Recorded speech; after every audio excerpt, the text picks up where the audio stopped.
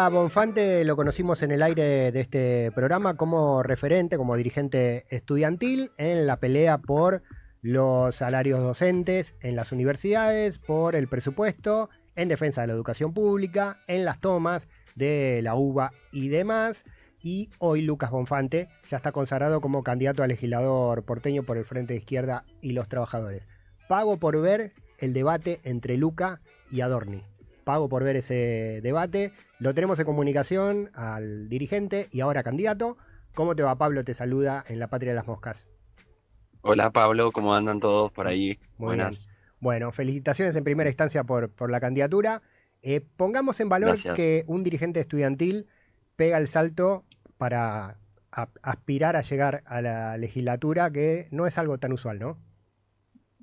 No es algo tan usual y sobre todo hace bastante no pasaba algo así, porque, bueno, un poco lo que expresó el año pasado fue algo nuevo. Veníamos, ustedes recuerdan, ¿no? De que decían que la juventud se había vuelto toda de derecha, y qué sé yo.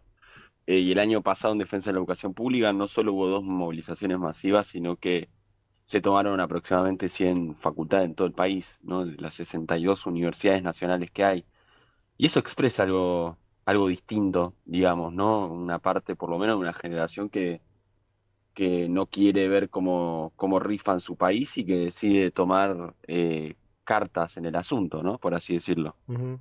Bueno, hay dos sectores, hay dos franjas etarias que habían quedado estigmatizadas como votantes de Milei. Los pibes y las pibas y los viejos y las viejas. Sin embargo, como vos dijiste, Luca, la juventud arrancó en las universidades y ahora donde se empezó a cantar contra el presidente y contra Bullrich es en los recitales donde están los jóvenes. Y bueno, lo mismo los jubilados y las jubiladas, ¿no? Los viejos y las viejas los miércoles en la plaza tomaron la bandera desmintiendo esa teoría, ¿no?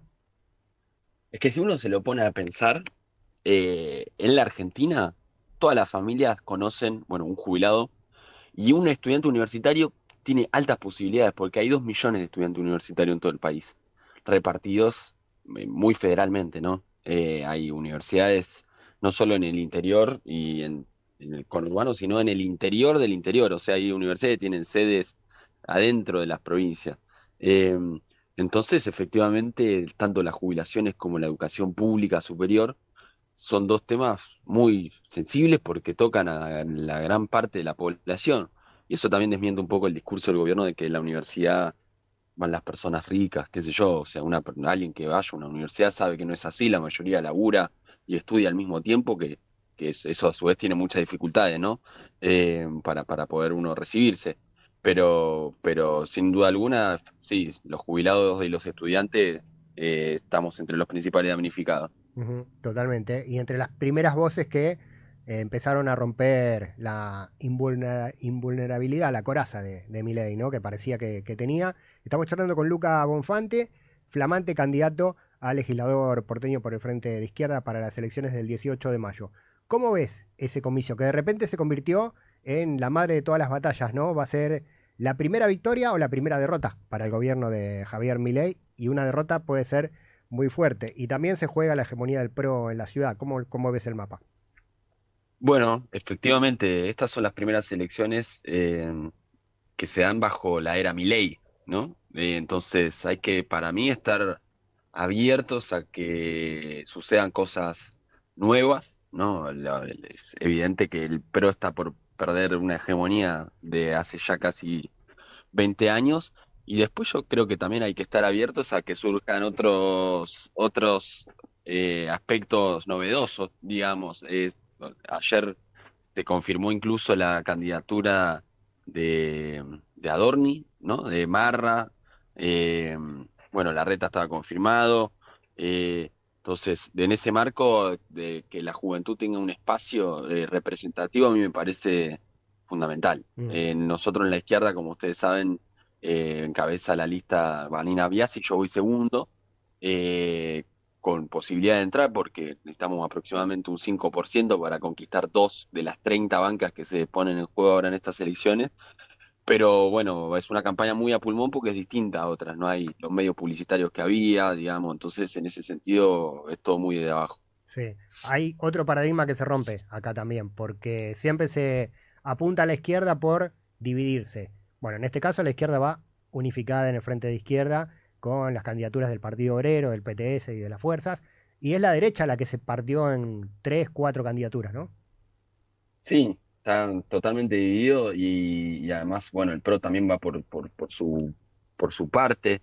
Y son unas elecciones que también medio que se nacionalizaron en el sentido de quienes juegan en primer lugar y en segundo lugar porque hay mucha expectativa sobre lo que suceda y se dan en un marco a ver, venimos de hace una semana, una movilización masiva en defensa de los jubilados, la semana que viene hay paro, las universidades arrancaron con paro de 48 horas en todo el país, entonces son unas elecciones que no se dan en un marco de normalidad, sino en el marco de una crisis muy importante que tiene su expresión callejera, que obviamente también tiene su expresión financiera, ¿no? Dicho sea de paso, el FMI y su acuerdo y el dólar que parece que está ahí a punto, que está inquieto, por así decirlo.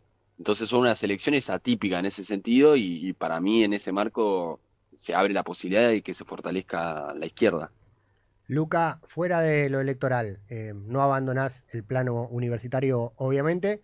¿Cómo ves el 2025 para la pelea por el presupuesto educativo? Bueno, la semana pasada arrancamos las clases más formalmente. Y en la apertura de la mayoría de las clases, los docentes marcan la realidad, que es que su salario se vio pulverizado de diciembre de 2023 a esta parte. Que es cierto que ya venía mal, pero la pulverización abrupta que tuvo durante este gobierno es sin precedentes. Y la realidad es que se vuelve insostenible. Se vuelve insostenible a mediano y largo plazo poder sostener una universidad pública con los estándares de calidad que tiene, con salarios docentes que están tan pulverizados. Entonces, un poco lo que está produciendo eso es que haya muchos docentes que los despiden de forma indirecta, podríamos decir, pero que tienen que irse de la universidad pública porque ya no les es redituable. Y eso mismo pasa también en otras áreas públicas. Ayer estuve, por ejemplo, acompañando la pelea de los trabajadores del Hospital Garrahan, que hicieron un abrazo al hospital justamente para reclamar aumento salarial, pasa planta permanente, y está pasando lo mismo. Hay muchos profesionales que cuesta años formarse, que se están yendo.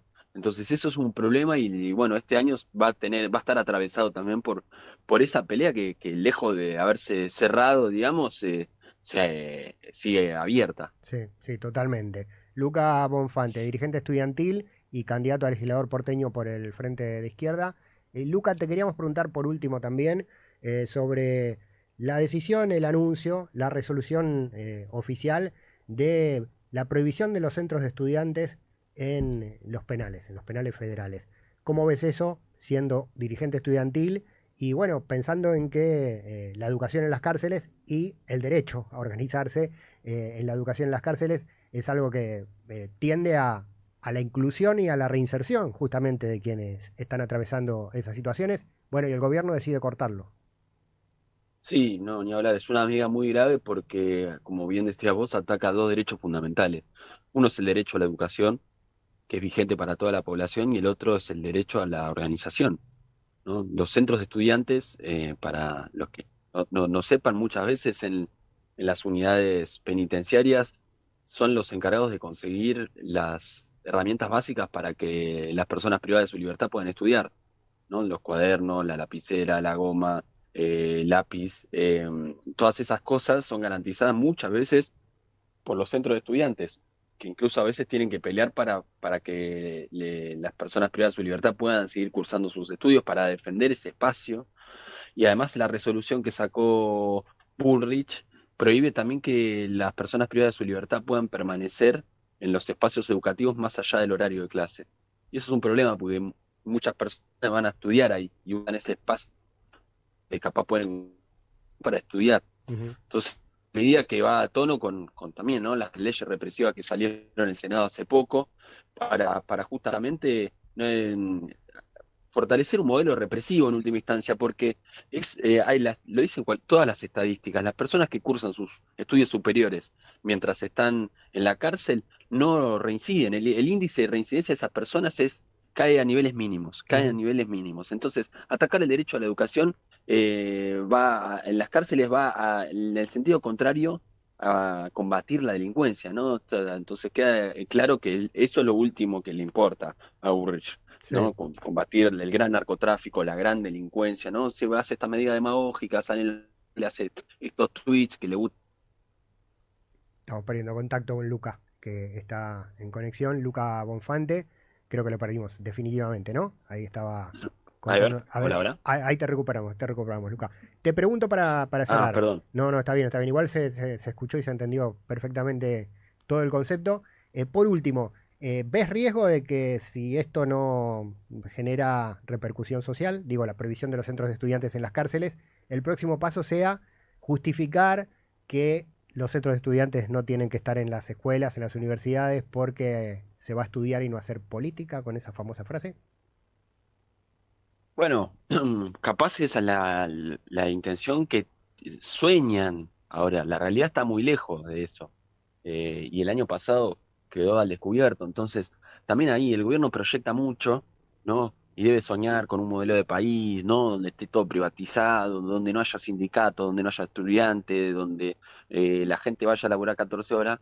Pero la realidad de la sociedad argentina es totalmente distinta. Entonces, ahí se choca de lleno, ¿no? Los intereses del gobierno con las expectativas que tiene la sociedad y muchas de las personas que lo votaron, que no lo votaron para eso, sino para que baje la inflación, y eso hay que tenerlo bien presente porque el mandato de este gobierno fue principalmente económico, entonces eso es importante tenerlo en cuenta. Totalmente. Luca, te agradecemos este rato. Nos volvemos a encontrar seguramente porque ya arranca con toda la campaña y además, bueno, siguen pasando cosas en la lucha estudiantil donde estás referenciado. Te mandamos un gran abrazo. Bueno, muchas gracias a ustedes y buen fin de semana. Luca Bonfante,